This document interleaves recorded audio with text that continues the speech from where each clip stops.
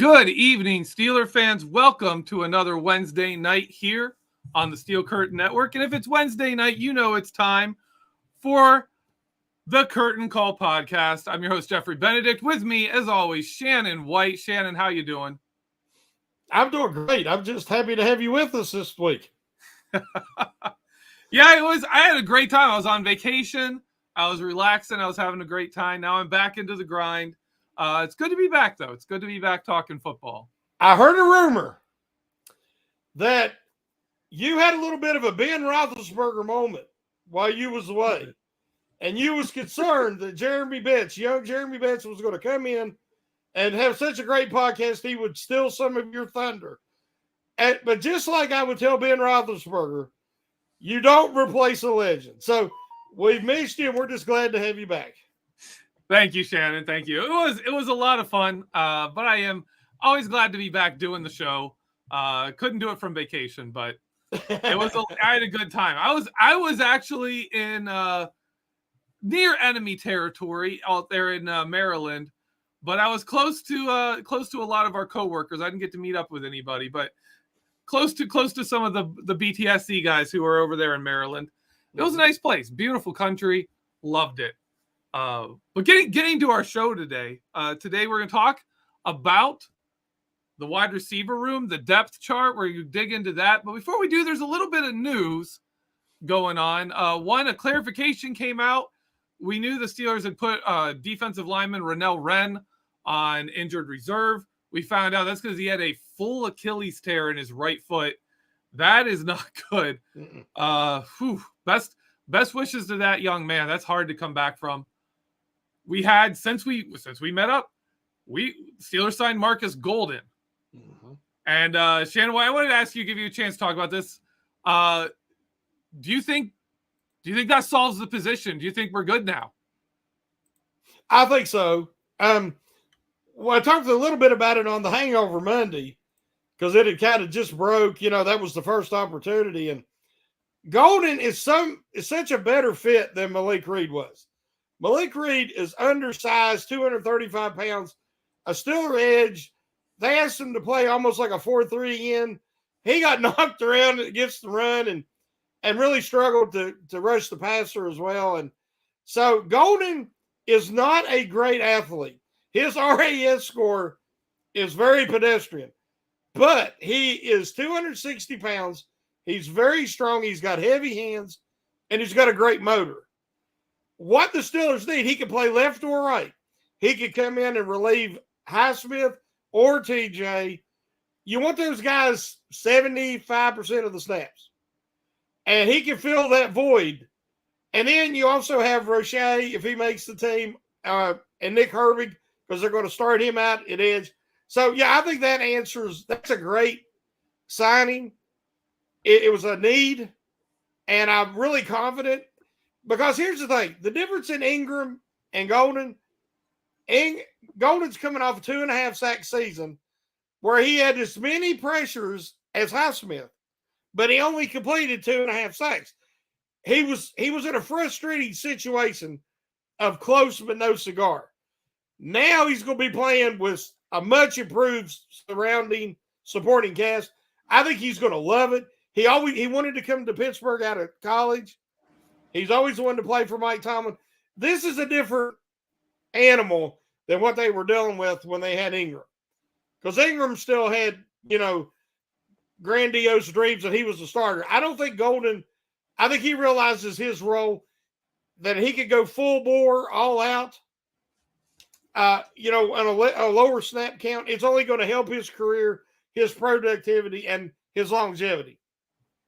Yeah, I agree with you. I went through, I was looking at his film. KT Smith did a great film room on him. If you get a chance, check that out. I thought he's big. He's very physical, and he's very skilled. His hands, his footwork, everything is very on, it's good. It's very solid, very good stuff. Not a big athlete.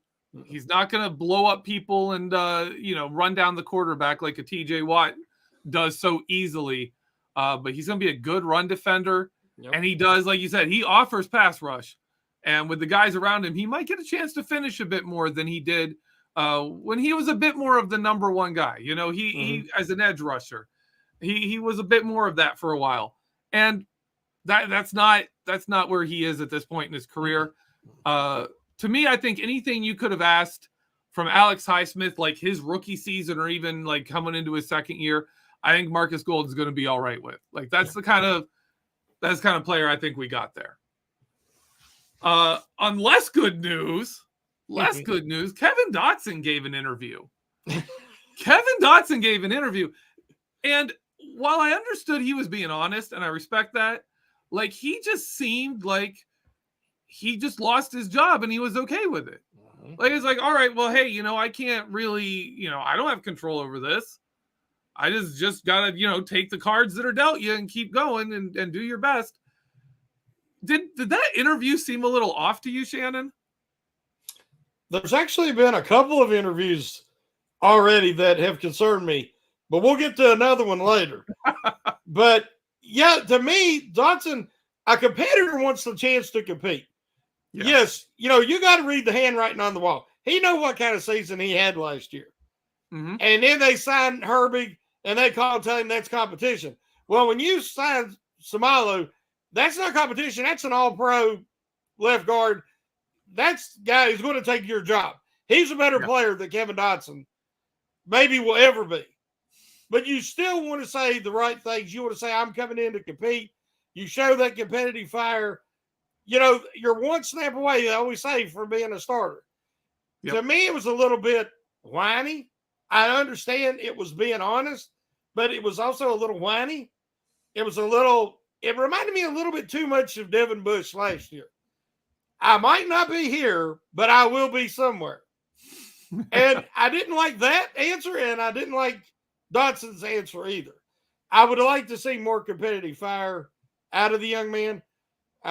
So yeah, I was a little disappointed, honestly. And I think that might speak to a bit of why Kevin Dotson has never been really a favorite of this coaching staff after they picked him, because he's never really had that. Yeah. You know, when we first got him, he was the guy who told opposing defenses what the play was and then blocked them anyways. It sounded like he was that kind of a guy, like he had that. But it just kind of seems like he knows what he wants to do. He knows, you know, what he can do, and he's content with that. He's just kind of like, all right, you know, I'll find a place that fits, or I'll get a chance to start again in the future. It'll happen. I'm not impressed by the responses, but again, I don't think it's terrible. There's people stay in the NFL with that kind of attitude. It's just not the kind of attitude Mike Tomlin likes and Mike Tomlin keeps around. There are guys who stick around simply because they have that fire. Yeah. And Tomlin keeps them around for it. Going to a guy that showed that last season and then had a pretty standout play in OTAs.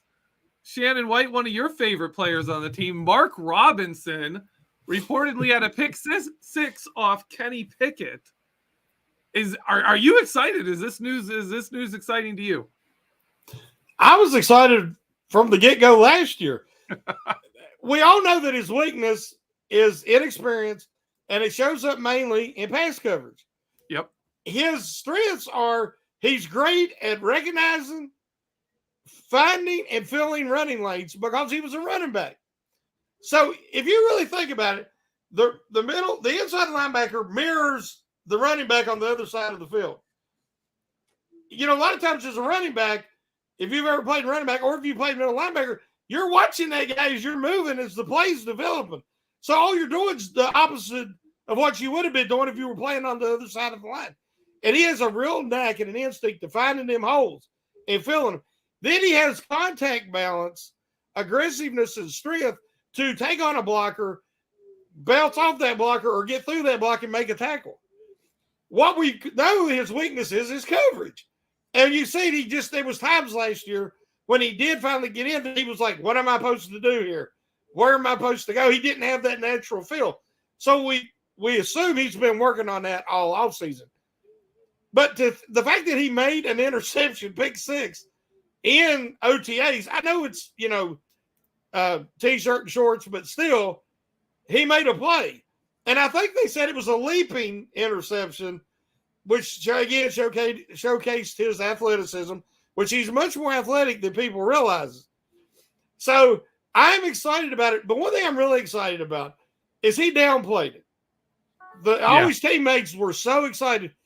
He didn't even know who the quarterback was for sure. According to what he said he did not know who the quarterback who threw the interception was. Of course, everybody's saying it's Kenny Pickett. Because he realizes he's got to focus on his responsibility and making that play regardless of who the quarterback is, regardless of who he's covering. So I love the answer. Everything that we just said Dotson saying wrong, to me, Robertson is doing and saying right. Yeah, I'll agree there 100%. You got the idea. He's playing with house money. Yeah. Right. And he is getting as much as he can while he's here. And he talked about that. He talked about every step out there is like, this is the dream. Yeah. He's like, I'm living my dream. And you kind of get the idea that he knew his chances of making it in the NFL were very slim with the position change and everything against him. And he's just embraced that, working his tail off.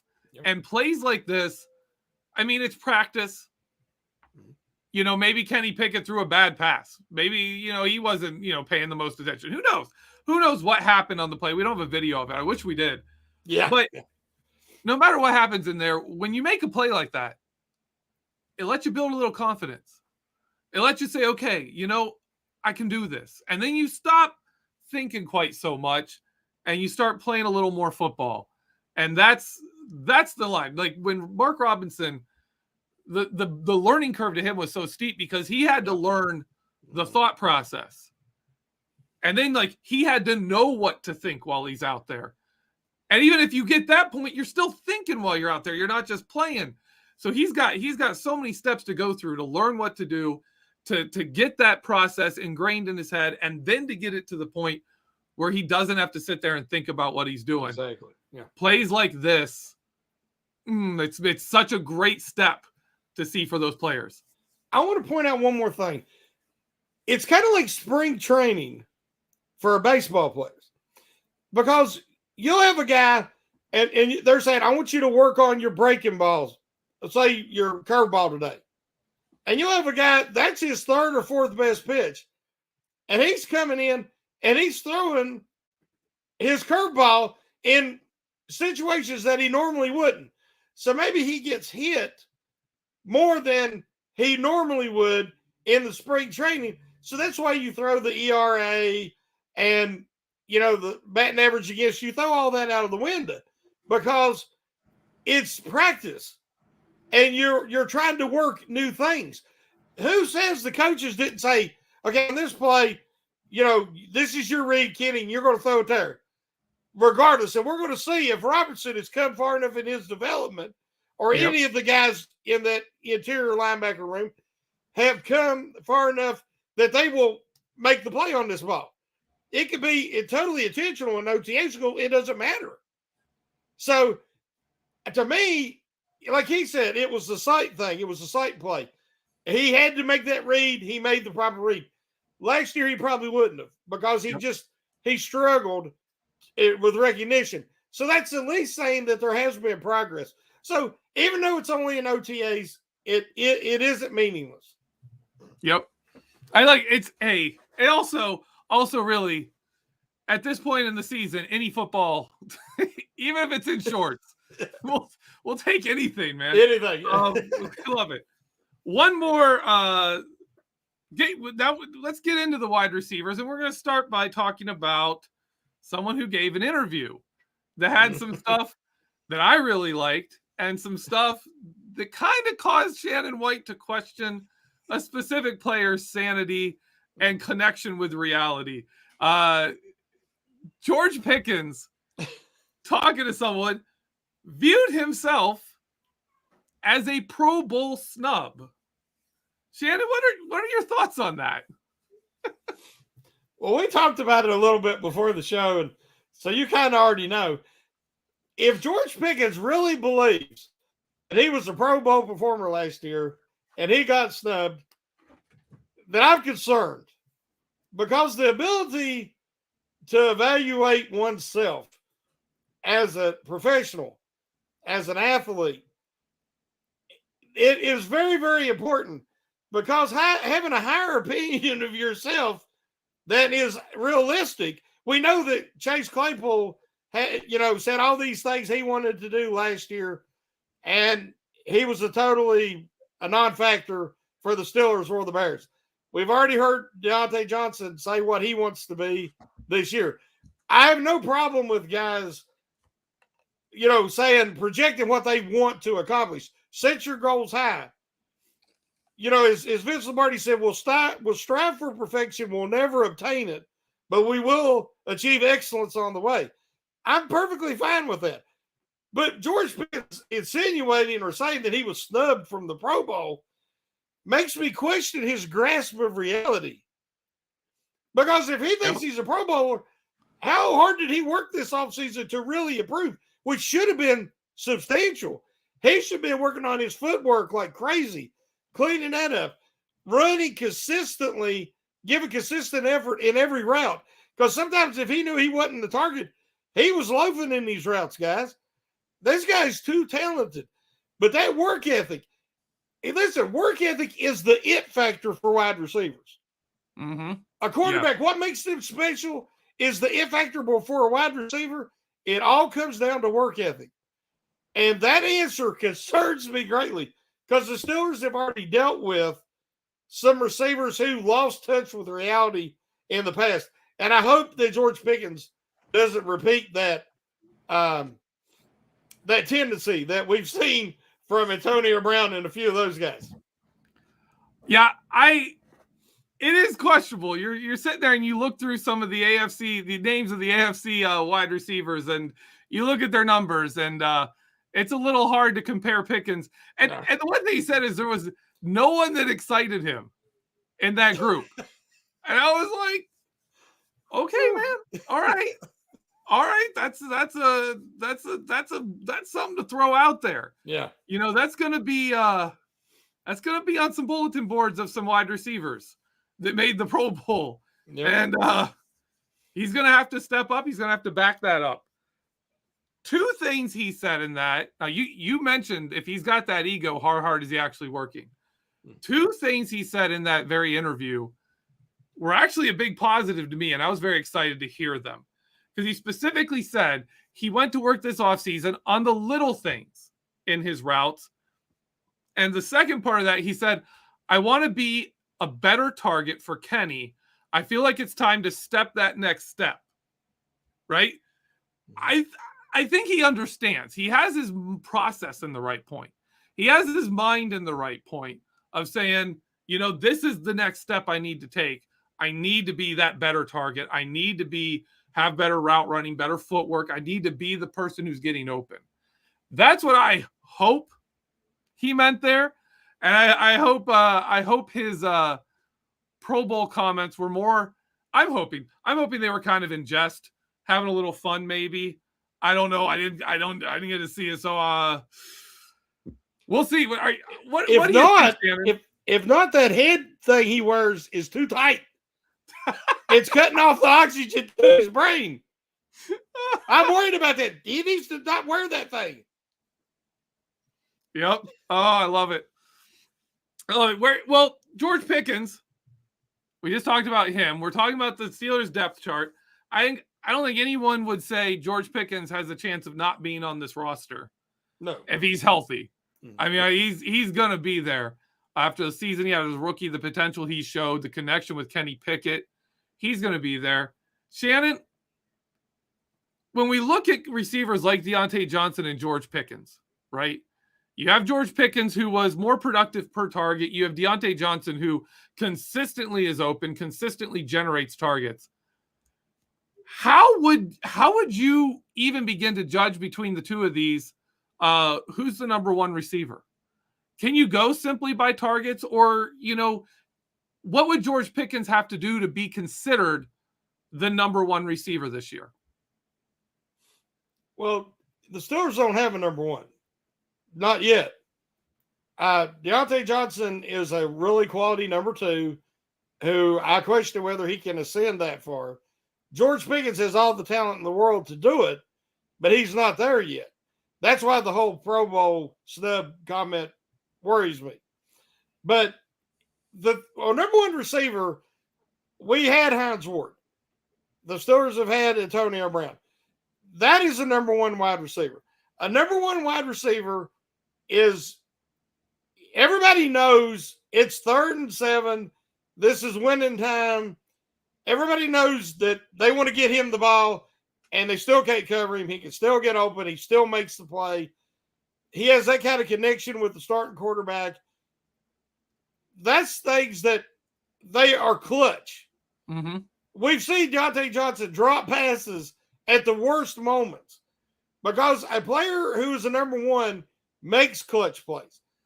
Other players fail in those moments. And it's something, that you have to prove. It has to be established. And the Steelers don't have that established number one right now. I don't think Pickett would even think, would agree that he doesn't have a true established number one wide receiver right now. So Diontae Johnson is a great route runner. With the improvements on the offense this year, I think he should get substantially less targets, but I think he should have more opportunities to catch the ball with room to do something with it, which he did not have the last 2 years. So that is going to help him. If George Pickens has cleaned up his footwork to where he can actually achieve some separation, think about it. How many times did you see him get separation last year? Yeah. It was not very often. He would purposely run to try to keep that guy pinned on him because he was so good at contested catches. But he needs to work on his slants, but also they didn't throw many of them. So we're going to have to see.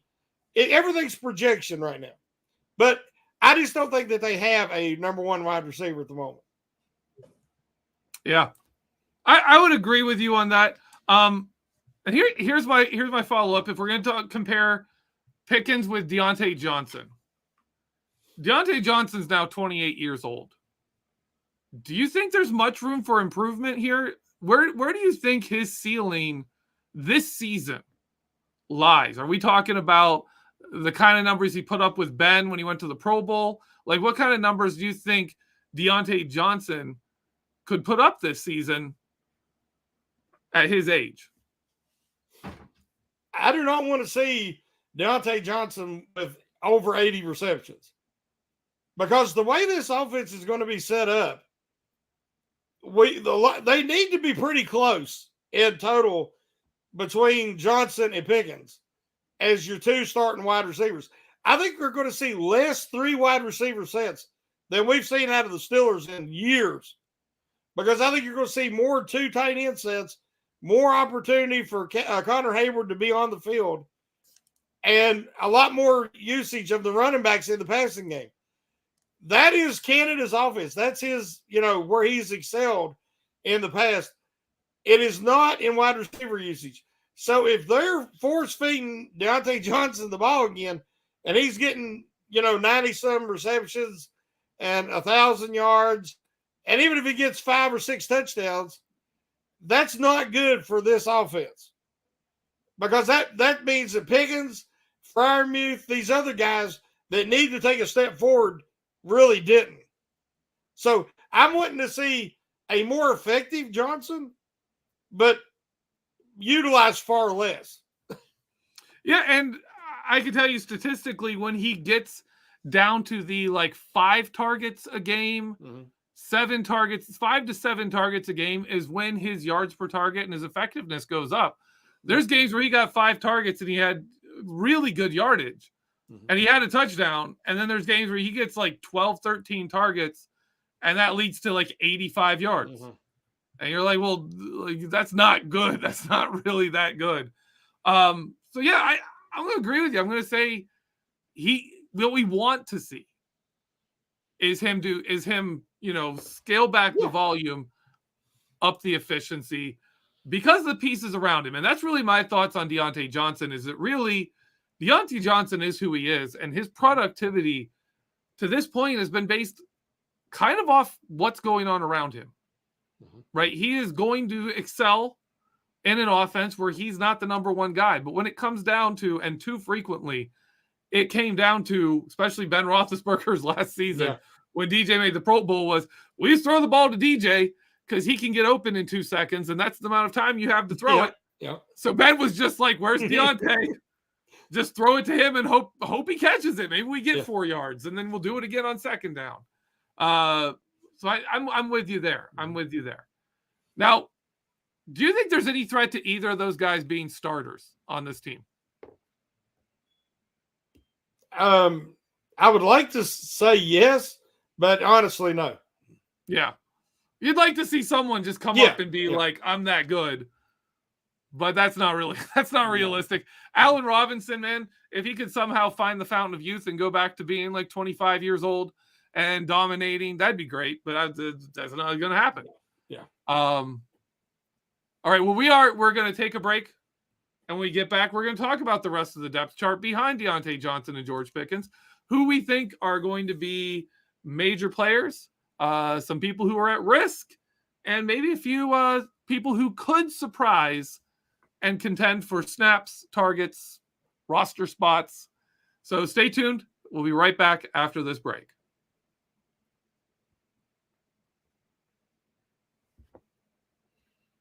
And we're back.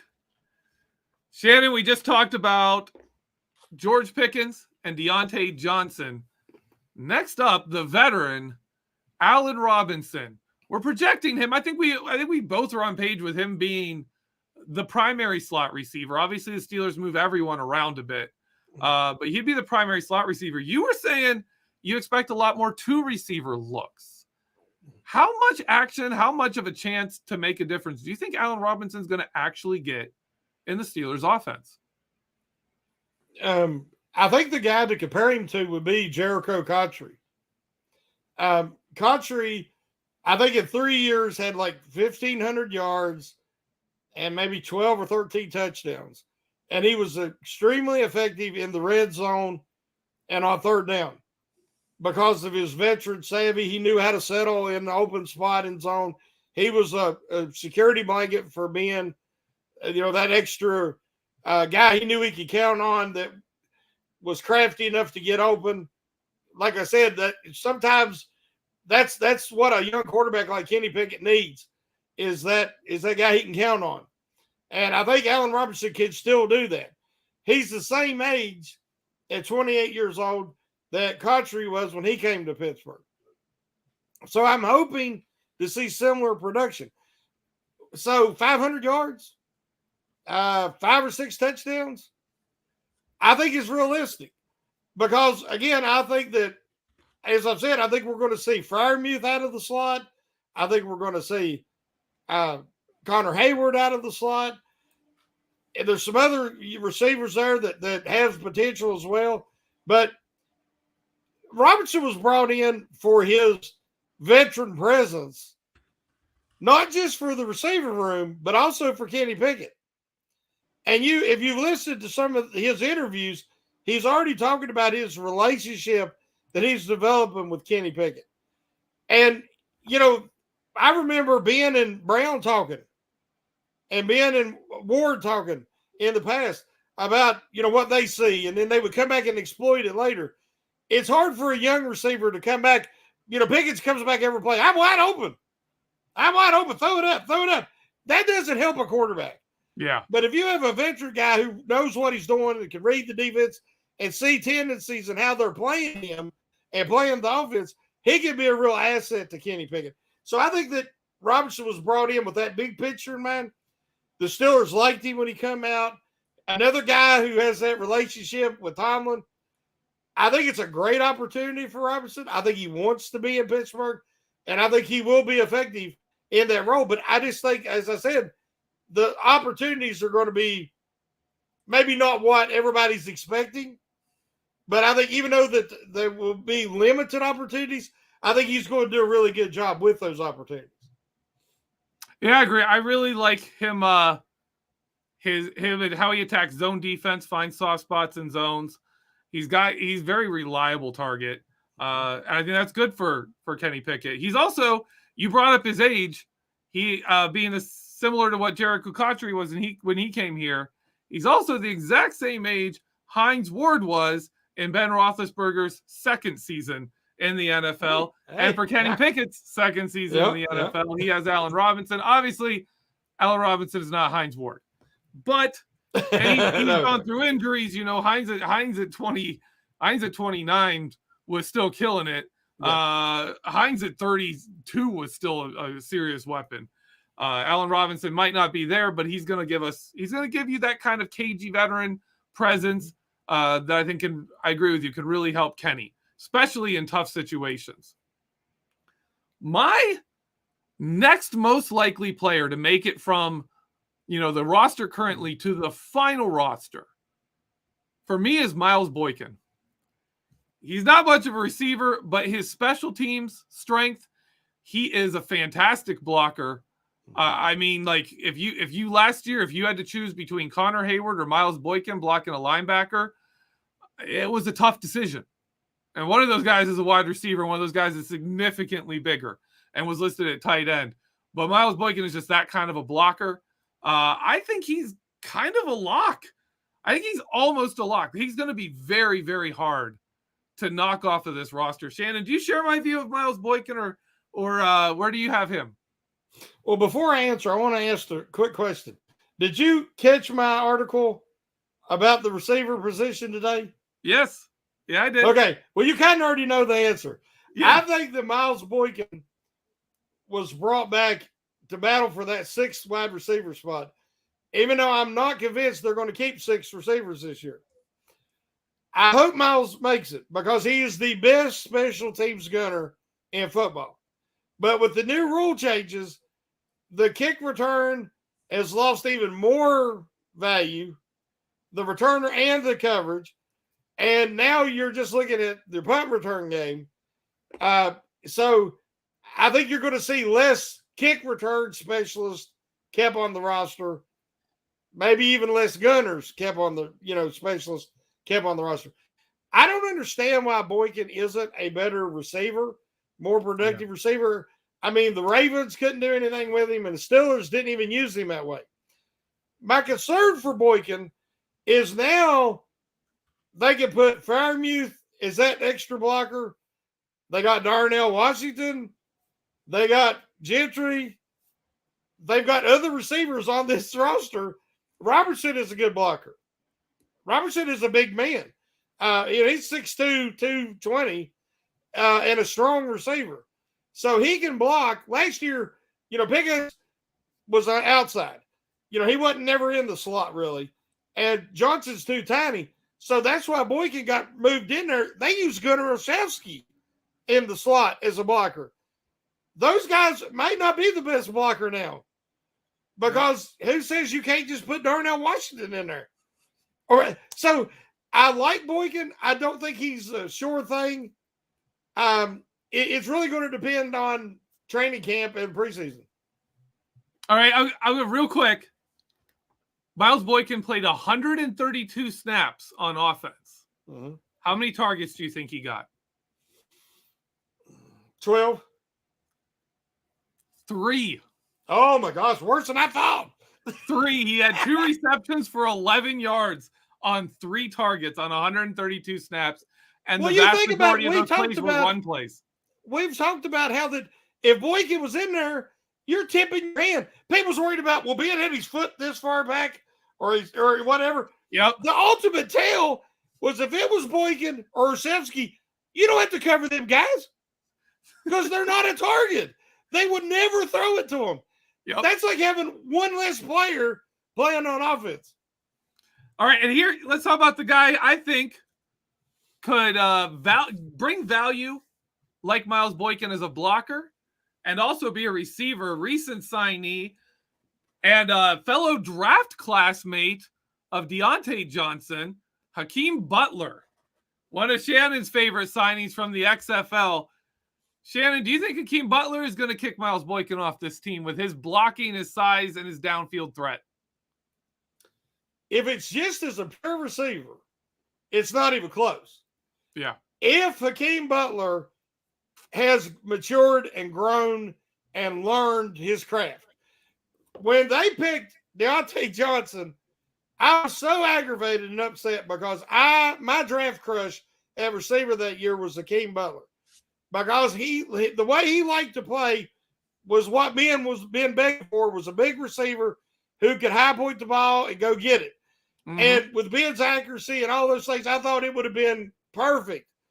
And of course, we know what happened, and the Steelers were right. Dotson Johnson is a great route runner, and he was a far better pro than Akeem Butler. Akeem Butler he crashed and burned completely out of the NFL. Yep. He tried to catch on in Canada, and that didn't work out. But if you watched him in the XFL, and the only reason I watched was certain guys like him, A.J. McCarron, guys I thought Steelers might bring these guys in at camp and give them a shot. If you watched him, he plays now like a big, almost like Travis Kelce, like tight end, more than he does receiver. He is 6'5" and 235, but he has 35-inch arms, over 35-inch arms. His arms would be elite on an offensive tackle. Yep. He has almost 11-inch hands, 10 3/4-inch hands. The guy is perfect at his size to shield guys like Gonzalez did, Antonio Gates did, all these type of big receivers, tight ends, shield that guy, especially in the red zone or in short yardage, and make extended hands catches with that incredibly long reach and the big mitts. If he has learned, he can also block. He's very big, very strong. Yep. And he is actually, I was watching just some of the OTA drills because we don't get to see the plays like we were talking about, like Mark Robinson made and other guys. But just watching the drills, his feet were very quick and he looked very nimble for a guy his size. So I think that it was well worth the invite. See what he has. If he has matured, he's still relatively young. And he's a guy that could be a real weapon out of the slot because he can block. The things they used with Boykin and Osefsky last year, he can block, but he would also be a great short yardage and red zone target.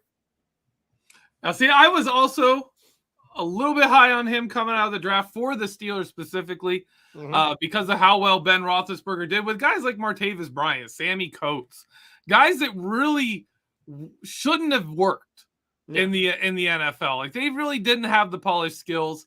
And then you put them with Ben Roethlisberger and they'd put up numbers. So I was always like, Akeem Butler, if he's around, like that 3rd round pick, I was also like, they could get Akeem Butler here and that might fit.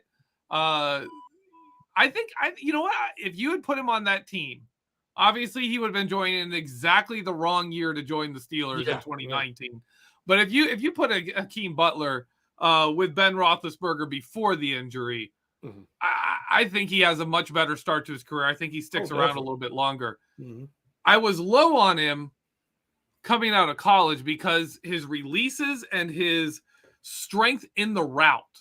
He didn't defend his route well, and he didn't get off the line of scrimmage well. And you get that a lot with big receivers, especially from some of these conferences, like I think it was the Big 12 at the time. Yeah. They didn't defend. They didn't get physical with these receivers. They let them run all over the place.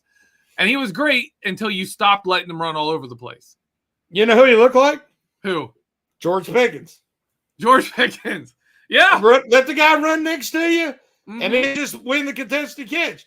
There's so many talented, freakish athletes in college, and they think that's all it takes to play wide receiver. It does not work in the NFL. Yep. Well, I was watching his XFL film, and honestly, a lot of the flaws he had coming out of college, he's fixed. Yeah. At least, with the caveat that this is XFL talent. Yeah. These are guys that are roster bodies on NFL teams at the best, right? Very few of them ever make it over. We'll have to see. But if he can be your number 4 receiver, he can get out there if he's good enough to get out there in the field with his height, with his speed, with his reach, his catch radius is insane. That's a weapon. We saw that. We see that with Zach Gentry. We saw that with Jesse James. He wasn't a very good tight end. But he had that incredible reach, and that was valuable. You could throw it away from the defender, and he could still get it. Akeem Butler he's got value if he can translate, if he can make this roster. Another guy that's kind of a wild card that we haven't seen, Calvin Austin III. Now, he's been talking about kick returns and punt returns. Again, in a year where that's devalued, especially kick returns. Mm-hmm.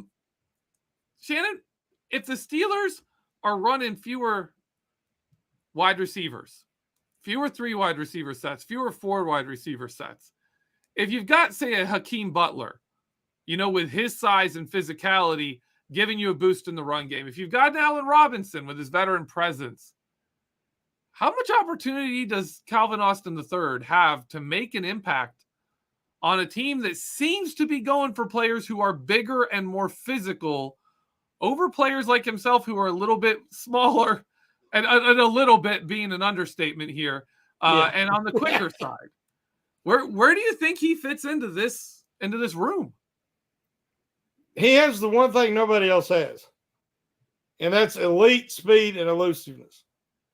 Last year, there was so many times that the Steelers were so close to breaking a big play, and they just couldn't quite get around the edge, or they got tackled. They do not have elite speed out of any of their receivers.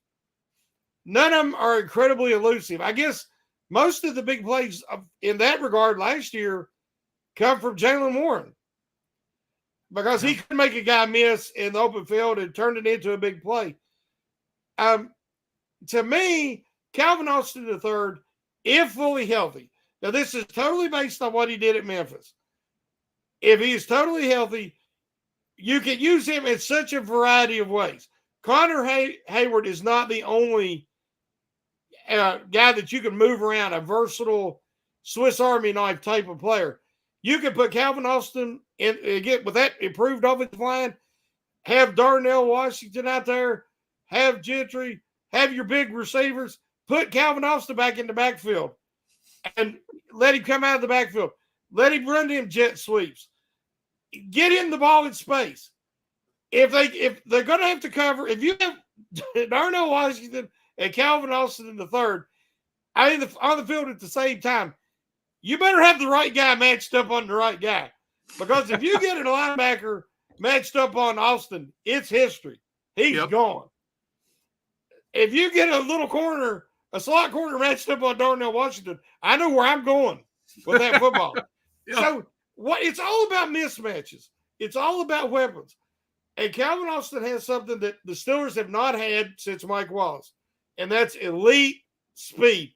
And if you could just get splash plays, chunk plays, it makes playing the game, the offense, so much easier. It will help Pickett. It's going to help everybody, because just the threat of his speed out there. I believe that he is almost a lock to make the roster, barring injury. Because, again, he has something that you can't coach and that nobody else has on the team. Yeah. I mean, there's nobody out there with his level of speed, but he also has quickness. He has the whole package. My thoughts on Calvin Austin III, I say this every time we talk about him. I feels like I have a broken record here, but guys his size with his kind of speed, either are good or they're gone. Yeah.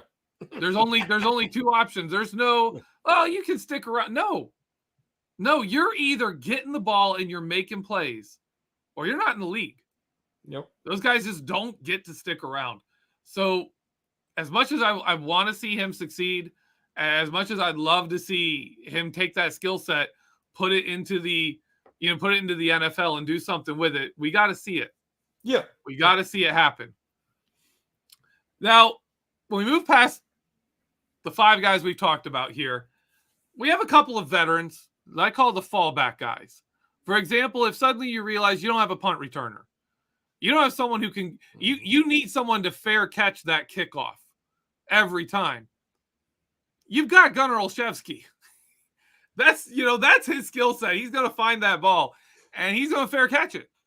And with kickoffs, that man is the right man back there. I always look every year, and the number of teams who actually do better than a touchback on kickoff returns is very, very small. There's like 2, maybe 3 teams a year that do better on average than just taking a touchback. And this year, that's going to be even more pronounced with you being able to fair catch literally anywhere and have it be a touchback. So Gunnar Olszewski might be the best kick returner in the NFL this year simply because that man's going to get you a fair catch. You know what I'm saying? Like that's I'm obviously tongue in cheek here, but that's the state of kick returns now. Is there even a chance Gunnar Olszewski makes this team, Shannon? I almost feel like I'm on an episode of the movie Dumb and Dumber. So you're saying there's a chance? I'll tell you what, it sounds like you're saying to me is we need to bring back Ryan Switzer. Yeah. Because the guy was great at fair catching. Oh, he fair caught anything. Gunnar Olszewski dropped the fair catch last year against the Patriots that cost the Steelers the game. So Ryan Switzer is even more reliable than Gunnar Olszewski ever thought of being. Oh my God. All you're saying is, bring back Ryan Switzer. I honestly, I cannot see Gunnar Olszewski making this roster. He is a kick returner who the Steelers coaching staff lost faith in after that incident against the Patriots. Yep. Which, when you're one game away from making the playoffs or not, that was huge. Yeah. I don't think the Steelers, I'm surprised he's still on the roster, to be honest with you. He also makes more money than all these other guys we're going to be talking about. Mm-hmm. So I'm kind of shocked that he's even still around. He wasn't necessarily a great blocker. He offered nothing in the passing game. He could do a little bit with the jet sweep, but I think a lot of these guys we're talking about can do that. So I do not see Gunnar Olszewski making the roster, no. All right, and the other guy I got in those kind of veteran fallback guys, Anthony Miller. He's a slot receiver, had that successful run with Mitch Trubisky, but he hasn't made the active roster on the Steelers at all. Very unlikely. At his age, he's in his late 20s. Very unlikely you're going to see him, show up and be a surprise. But there are a couple of guys that could be surprises here. One thing. Okay. One thing about Anthony Miller, and I've talked about it today in the discussion thread, he's already hurt. Yeah. It's OTAs, and he's already dealing with a hamstring injury. Yep. The guy is perpetually injured. I wish I could believe in him. I wanted him to be a factor last year. They got Allen Robertson, who was the better player in Chicago, and I think he'll be the better player here. I think Miller's history. So you don't think they're rolling back the 2018 Chicago Bears? Well, was Miller injured a lot in Chicago? I don't know. But ever since he came to Pittsburgh, he stays hurt. Yeah, he got injured and then left Chicago. They cut him and hasn't been able to stay healthy since. Yeah. We have a couple of dark horse candidates. We got 2 rookies in the wide receiver room. And this is it. Jordan Byrd. He is a college returner. He was a running back, but he's super small. He's even smaller than Calvin Austin III. Yeah. He's listed as a wide receiver. The other rookie receiver is Cody Crest, who is a rookie, but I can't find his birthday. I can't find his age, but he's been in college for 7 years. So I'm assuming he's around 25. Yeah. Yeah, he's got to be pretty much 24 or 25 at least. Yeah. Played Ivy League for 4 years, only actually played in games in 1. His 4th year on the team, he started playing in games, transferred, and got to play again for 3 more years. And now he's in the NFL, and the Steelers have him. He's very fast, timed-wise. But, yeah, he played in the Mountain West and was decent. Do you think Jordan Byrd or Cody Crest have much of a chance here? Well, I'll start off this statement like this. We've seen guys like Darren Sproles and other small receivers, running backs who had the toughness, had some contact balance, had that intensity, and they had durability. Those are the things that we're going to have to see out of Calvin Austin. As you said, either you're really great you're small, you're super fast and elusive, and you're really great, or you're not in the league. I can't think of the guy I liked with the Bears that got hurt recently and is no longer in the NFL. I wanted the Steelers to sign him. Colton.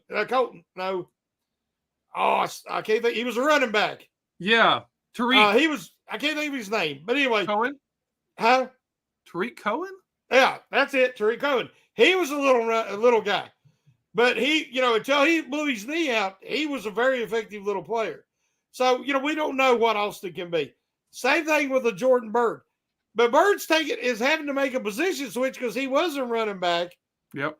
They brought him in and they're calling him a wide receiver. They're basically brought him in to be a kick return candidate. That is not, especially with the new rules and all, I don't see a specialist making the team. Yeah. We've had Steven Sims and we've had Ray McLeod. But these guys give you something as a receiver. Yeah. I don't see Bird being able to do that. So I do not see his making the roster. Chris, same thing. I mean, he's got, above average height and that speed. But, I mean, he was like the movie with Ryan Reynolds where he was Van Wilder. That guy never wanted to leave college. He was just having the time of his life. I don't think now's the time he's going to make it as a professional football player. So it's kind of like when Duck Hodges came to camp. I called him a camp arm because that's what he was there to do, to, wear his arm out and keep it off Ben and those guys. And he proved me wrong. He was more than a camp arm. One of these guys, they're camp buddies. Yep. They're going to be running a lot of routes to make sure these guys get plenty of reps. Hopefully one of them surprises us because that's always a pleasant surprise, but I don't see it. All right. The very last player I want to talk about is someone who got a little press today, scored 3 touchdowns in OTA practice.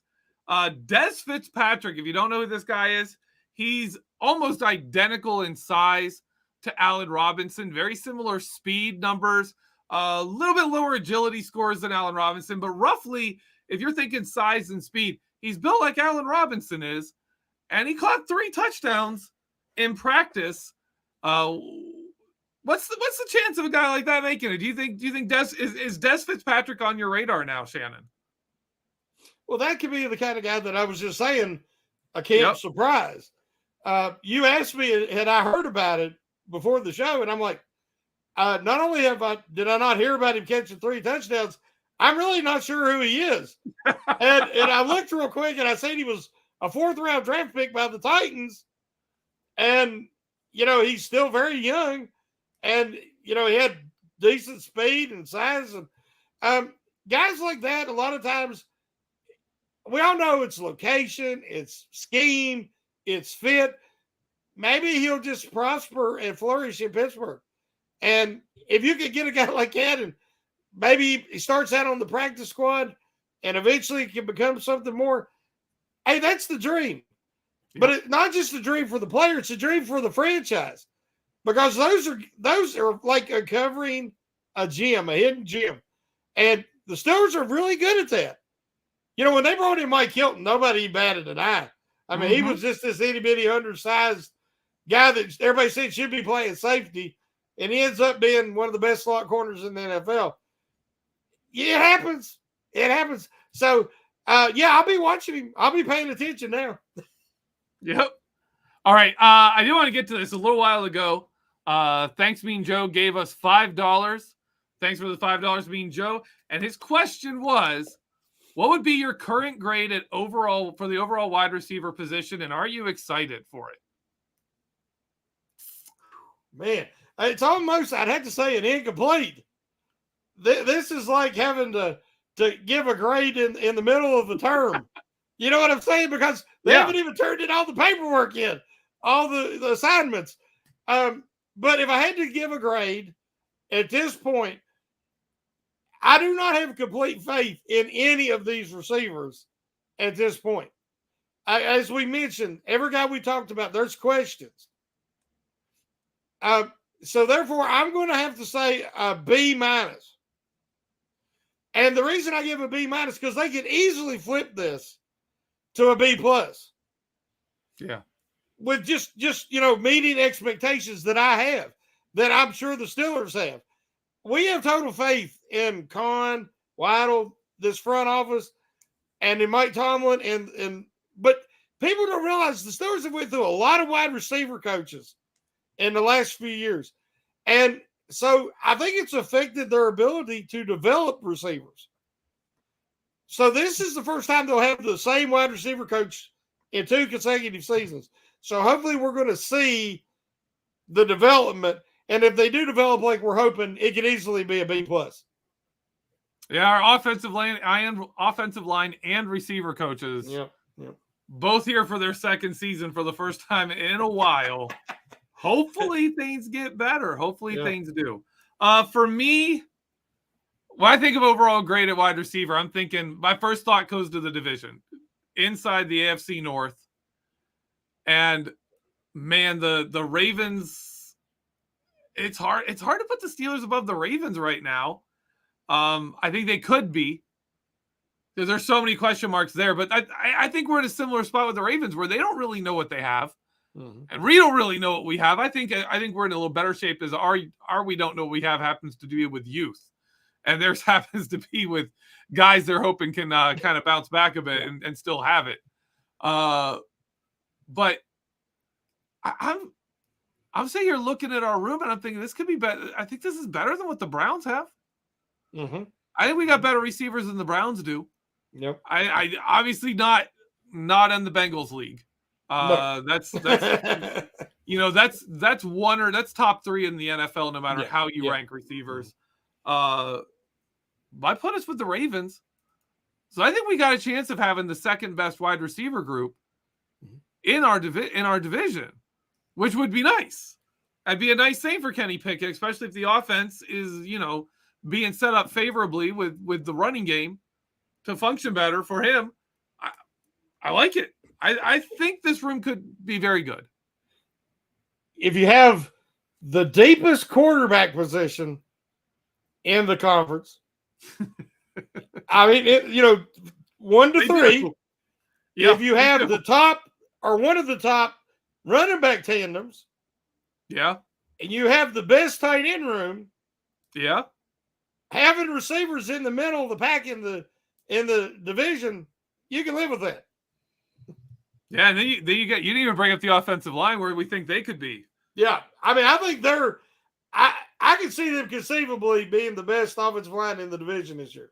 Oh yeah, me too. This offense, man. Okay, for you, Shannon, I want to try this. Which receiver would you say is your biggest X factor for how good the Steelers receivers are this season?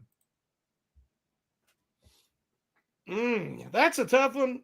I would want to say Calvin Austin for the speed factor and those splash plays. But it has to be George Pickens. Pickens, if he takes that next step in that development and becomes the Pro Bowl guy that he feels like he was snubbed last year, if he leaves no doubt that he is a Pro Bowler this year and he's the future, that is the guy that's going to make the difference. Yeah. Yeah, I mean, I can't disagree with that. To take another guy and say I think they could be a big part of this wide receiver room, I'm going Hakeem Butler. I think if he shows up and he comes out there and shows, hey, I'm an NFL caliber wide receiver. I can be your number 3. I can be your number 4 guy. That kind of range. Then this wide receiver room suddenly has some depth and a whole lot of size. Yeah, really. Like you just got a lot bigger. Yep. And that's going to be tough to deal with. And especially when you think about scoring touchdowns.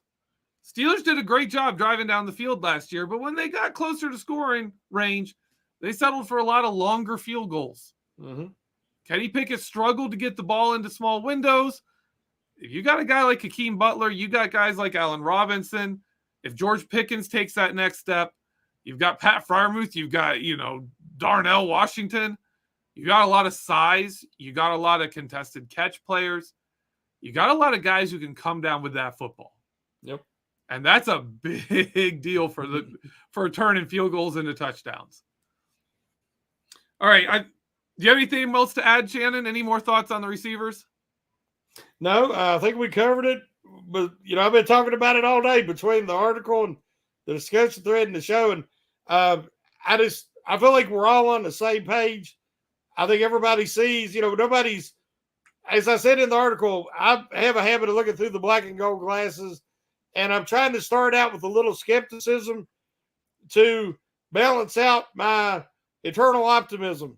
So I think we're getting a good, realistic expectations for these guys. And there is a lot of potential there, but we'll have to see it turned into production. But I was looking forward to this show, and I know next show we're going to cover the inside linebackers, and that's something else that I'm really passionate and excited about.